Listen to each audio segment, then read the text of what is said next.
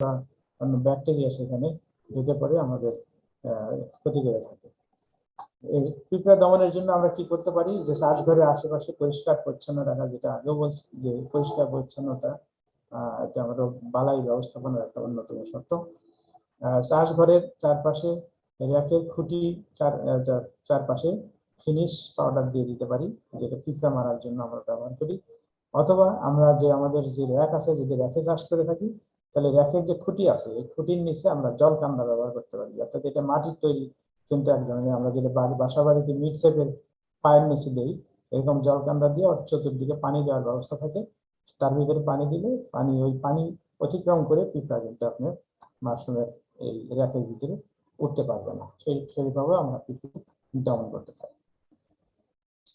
এরপরে আমাদের আরেকটি মানে পেস্ট বা বালাই হলো তেলাপোকা। তেলাপোকা কিন্তু আপনার মাশরুম ক্ষতি করে থাকে। দেখবেন যে সুন্দর মাশরুম বের হয়েছে, পরের দিন যা দেখবেন যে সেই মাশরুমের জায়গায় জায়গায় থেকে তারা খেয়ে ফেলছে, অর্থাৎ পিন হেড যখন বের হয় তখন খায়, এবং বড় হলে তখন বড় মাশরুম থেকেও এরা খায়। তেলাপোকা এরা তো খায়, এবং সেই সাথে সাথে তেলাপোকা পায়খানা করে এবং বিভিন্ন ধরনের ময়লা ময়লা করে, যার জন্য এখানে কিন্তু মাশরুমের গুণগত মানটা নষ্ট করে দেয় এবং খাওয়ার ফলে এখানে ফলনও কমে যায়। তেলাপোকা আমরা কিভাবে দমন করতে পারি? তেলাপোকা যদি পরিষ্কার পরিচ্ছন্নতার অভাব থাকে, অবশ্যই তেলাপোকা কিন্তু একটি মানে বড় ধরনের পেস্ট হিসেবে দেখা দিতে পারে।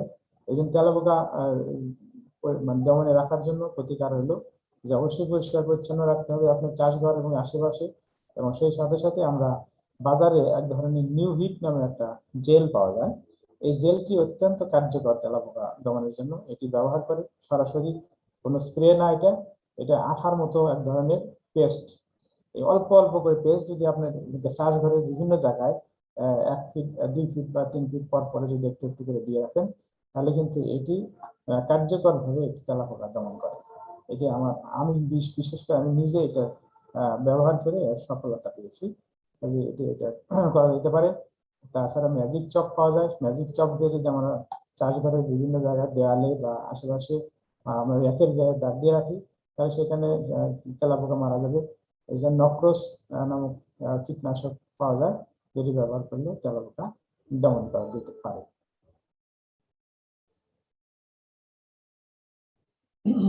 এরপরে আমাদের আরো কিছু পেস্ট আছে, সেগুলো হলো উইভিল এবং মাকড়। তো উইভিল কি জিনিস? উইভিলটা আসলে সুর থাকে, এই যেরকম সুর থাকে, এটা উইভিলের এটা একটা বৈশিষ্ট্য। এটা এই পোকাটা আমরা প্রথম যেটা বলেছিলাম যে পোকার 3টা জীবনের 4টে ধাপ থাকে, তার মধ্যে কিছু পোকার 3টে থাকে, কিছু পোকার থাকে 4টে ধাপ। এই পোকাগুলি এদের যে তেলাপোকা এবং এই উইভিল এদের জীবনে কিন্তু এটা হলো উইভিল, তেলাপোকা না, সরি আগে তেলাপোকা রয়েছে।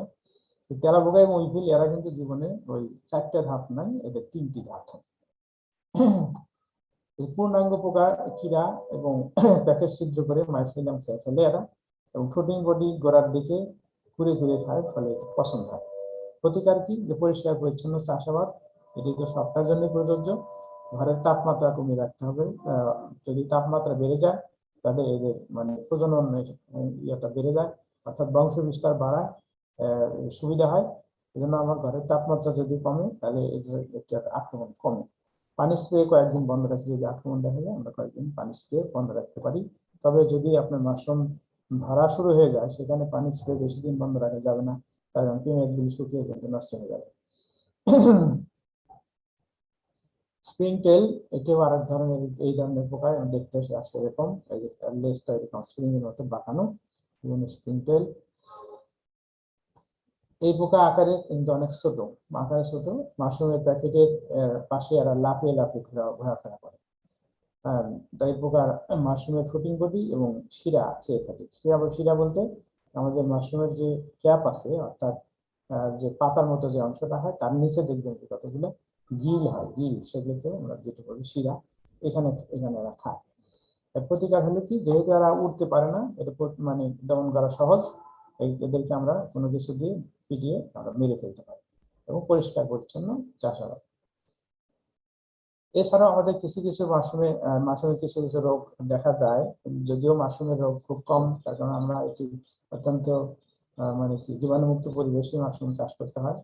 এই জন্য রোগবালাই তুলনামূলকভাবে কম। তারপরেও কিছু কিছু রোগ দেখা যেতে পারে মাশরুমে, যেমন পচন দেখা যেতে পারে মাশরুমের ফ্রুটিং বডিতে। তারপরে কাটা জায়গায় সাদা তুলার মতো হয় অথবা সবুজ বা কালো হয়ে যায়। এটি আমরা দমন করতে পারি কিভাবে, যে রোগের কারণটা কি, রোগটা কি জন্য হয়, যে চাষঘর যদি পরিষ্কার পরিচ্ছন্ন না থাকে তাহলে সেখান থেকে আমাদের বিভিন্ন রোগের জীবাণু আসতে পারে। অপরিষ্কার হাতে যদি আমরা কাজ করি আমাদের হাতের মাধ্যমে আমাদের রোগ জীবাণু ছড়াতে পারে। বিশুদ্ধ পানি ব্যবহার যদি আমরা না করি পানির মাধ্যমে ছড়াতে পারে।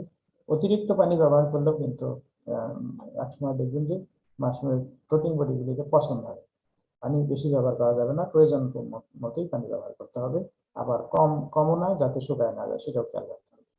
জীবাণুবাহী পোকামাকড়ের উপস্থিতি, যেটা আগে বললাম যে বিভিন্ন ধরনের মাছি পোকা বিভিন্ন ছত্রাক এবং ব্যাকটেরিয়ার জীবাণু বহন করে। কাজে ওই সমস্ত মাছি পোকা যদি ঘরে থাকে চাষ করে তাহলে কিন্তু এই যে রোগের জীবাণু এরা বহন করে নিয়ে আসতে পারে, সেখান থেকে রোগ দেখা দিতে পারে। প্রতিকার কি, যেটা বলছিলাম যে পরিষ্কার পরিচ্ছন্ন চাষাবাদ, পরিষ্কার রাখতে হবে এবং সুষ্ঠু পানি ব্যবস্থাপনা। পানি অতিরিক্তও দেওয়া যাবে না, আবার পানি কমও দেওয়া যাবে না, পরিমাণ মতো পানি ব্যবহার করতে হবে। পোকামাকড় নিয়ন্ত্রণে রাখতে হবে, যে পোকার মাধ্যমে আমাদের রোগ জীবাণুগুলি ছড়ায়।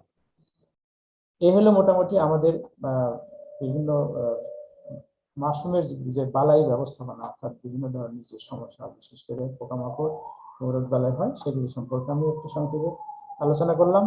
এর মধ্যে যদি কারো কোনো প্রশ্ন থাকে আমরা আজকের আলোচনার উপরে, কারণ আমরা প্রথমে আজকের আলোচনার উপর প্রশ্ন শুনবো, এবং তারপরেও যদি সময় থাকে আমরা অন্য সমস্যা নিয়ে আরো কিছুক্ষণ আলোচনা করতে পারি। অল্প কিছুক্ষণ সময় আছে আমাদের, প্রায় 5-6 মিনিট। এর মধ্যে যদি কারো কোনো প্রশ্ন থাকে আপনারা জিজ্ঞাসা করতে পারেন।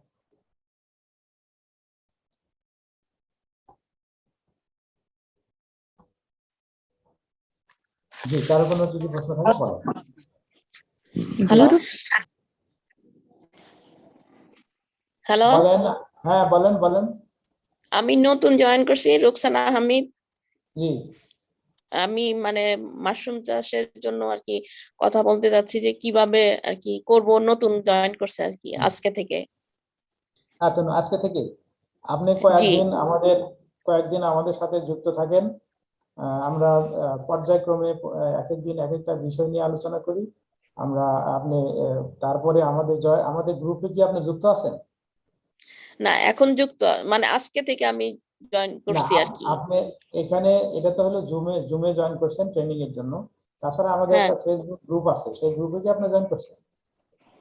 না না এখনো করি নাই। তাহলে আমি আপনাকে সাজেস্ট করব যে আমাদের যে ফেসবুক গ্রুপ আছে সেখানে আপনি যুক্ত হলে আমাদের সেখানে আগেকার যে সমস্ত বিষয় আলোচনা হয়েছে, বিভিন্ন বিষয় সেখানে আলোচনা হয়েছে, মানে ভিডিও সহ, আপনি সেগুলি সেখানে দেখতে পারবেন।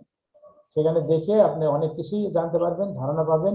তার সাথে আমাদের সাথে আরো কয়েকদিন যুক্ত থাকলে আপনি আস্তে আস্তে সব বিষয় বুঝতে পারবেন।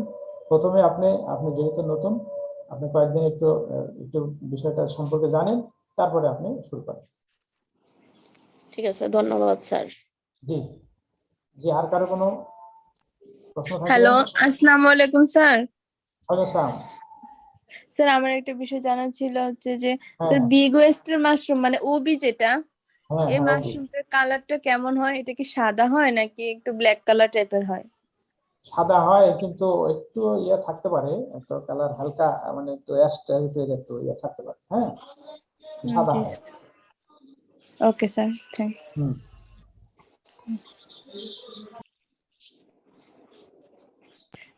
হ্যালো জি, আর স্যার, কারো? আরেকটা প্রশ্ন ছিল স্যার। SK51 যেটা, এটা কি ধানের মাদার হয়, ভালো হয় SK51টা? SK51? জি স্যার। SK51 আপনি কাঠের মাদার করেন, কাঠের গোড়া করেন। ওকে স্যার, থ্যাঙ্কস। হুম।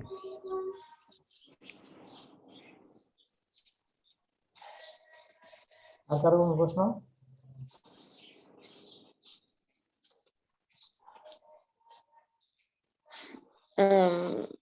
হ্যালো স্যার, আমি মানে যে কতক্ষণ আগে বললাম যে রুকসানা হ্যাঁ, বলেন আহমেদ।